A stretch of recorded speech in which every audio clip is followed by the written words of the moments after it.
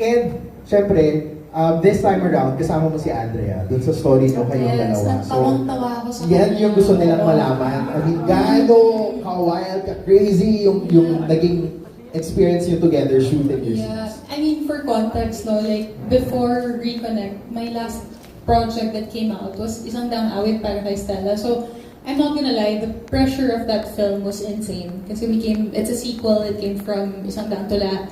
I'm very happy we locked out and it did really well. But I was happy na napunta ko sa isang ensemble cast film because ngayon, the pressure's not on me, it's on Gerald Anderson. Kasi siya po ang producer nito.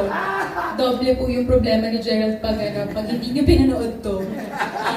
So, si Gerald po talaga yung problema ngayon, hindi ako. So, when they told me that it was going to be a big cast, I said, oh, finally I can relax. And then, you know, it's Christmas, everyone's happy, everyone has money to spend. Ako rin, sana may bonus ako somewhere out there. Not from you guys, just out there, like from the universe, I'm not seeing you guys. Yeah. Pag naka 100M na daw tayo. Pero, I just mean like, I don't feel the pressure at all. Like, I feel excited and, you know, I'm just happy to be around the MNFF festivities. So, ano nga yung question? Yun yun, kung gano'n ka ka-excited. Ayun, Mag-vlog, mag-mall tour, mag-cinema tour. Gustong-gusto ko yan eh. Yeah. Gustong-gusto ko yung may ginagawa ako around December. Kasi kung hindi, maghanap ako ng travel. Yeah. Like, yun yung gagawin ko. So, at least ngayon, naka-perme ako dito sa Pilipinas. Yeah. Yan ang dapat yung abangan. Abangan nyo si Bella sa lahat ng mga events Sa lahat and ng promo. activities. Si Bella na naman. Mamaya, dadiretso ka sa Marikina. Yes, Ayan. kasama ko si Gerald Anderson. Siyempre, dahil nga kailangan ni Gerald mag-promote. Yan ang sagot. Gano'n ka ka-excited kasi dadiretso natin to sa Marikina. Yes, sa Marikina po kami ni Gerald, ipagkalat niyo po. Yeah. It's time now to reconnect with our media friends with Annalyn from Manila Bulletin to know with the first question. Annalyn?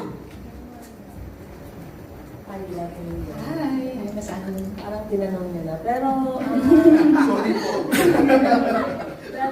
personally, life without internet, how do you prepare for this kind of eventuality na pwede naman talaga mangyari?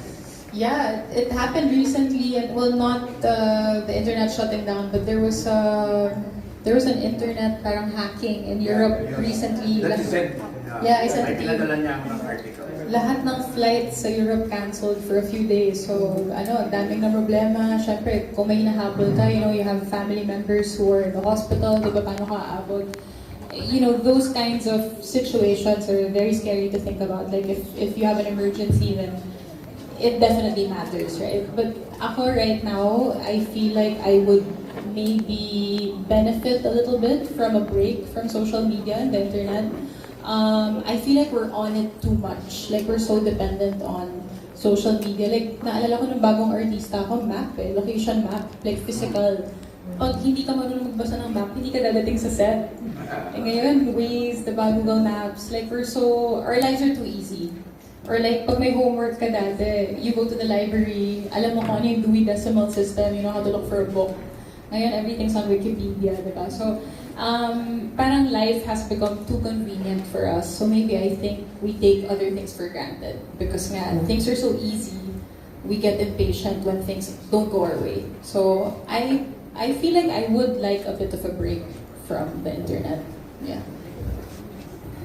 Thank you, Miss Annalyn. Second question is coming from Miss Jessica from Inquirer.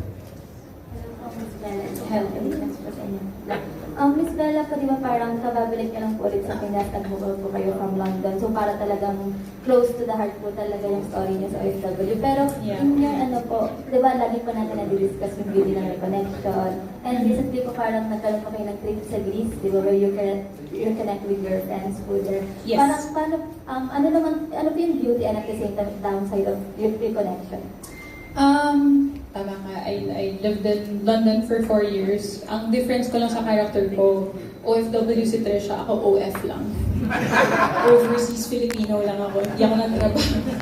Nag-aral lang ako. So sana na-achieve ko rin yung W, but no. Pero may mga remittances ka naman ako, so baka OFW na naman. May mga donate ako dito. So, kasi ang daming bagyo nun eh.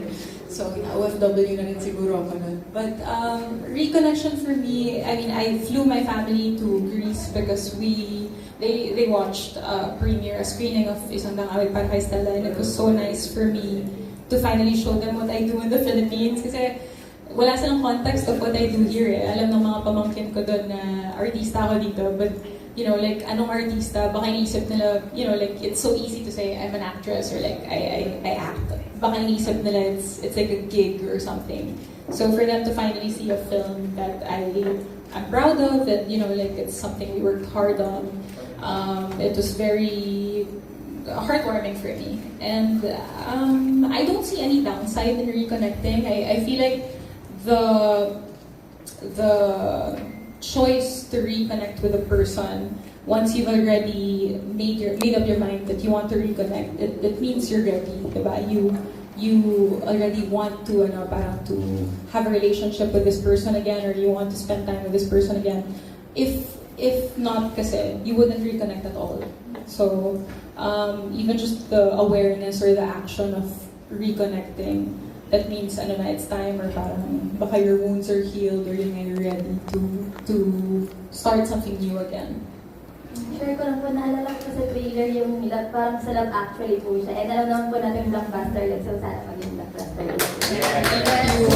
Sana po. Sana. Ulit. Blockbuster. Yan. Magsibilang ang hell si Jessica. Blockbuster. Puntahan natin si Nonnie from Daily News. Sir? Hello. Hello. Good afternoon. Yeah. Parang follow-up nung question ni Anthony. Tanong ko lang, ikaw ba mabubuhay ka ng walang internet? Sa tingin ko, opo. Yeah, parang nung nasa London ako, bihira rin ako mag-post. Parang medyo pinagdamot ko yung buhay ko doon. I would hardly post. Not really dahil gusto ko siya ipagdamot, but maybe I felt like I was living such a normal life. Like, I felt like maybe people aren't interested to see what I'm doing, what I'm cooking today. Like, I was surprised when I came here and people were asking like, why didn't you post more? Or sana you showed us what you're doing, what you were wearing, where you were going, what you studied in school. Pero parang I felt like it was so mundane. But yeah, I definitely think mabubuhay ako without the internet. But maswerte ako, pinanganak pa ako ng era na walang internet. Yung naglalaro sa labas. Yeah. Gen X. So, ang batayan mo nun kung kailangan mo umuwi is hindi oras sa cellphone. It's palubog na yung araw, papagalitan na ako. Palubog na yung araw, inon na yung lamppost, kailangan ko na umuwi. Yun. Isang follow-up lang, Miss Bella. Apa. Anong tingin mo magiging scenario kung pagising natin na bukasan walang internet at gaano magiging kakaiba ang buhay natin kapag nangyari? I mean, sa totoo lang, our movie is very light. No? It's a heartwarming comedy, but I feel like in reality, that would cause a lot of trouble. Stocks would go down. Like, I mean, banks would close, war would triple, quadruple. You know, like it's a very scary situation to be in. So I don't wish it for the world right now. I don't feel like we're prepared for that scenario. So yeah. Salamat. Thank you, Sir Nonnie. Puntahan natin si Tita Julie from PEP.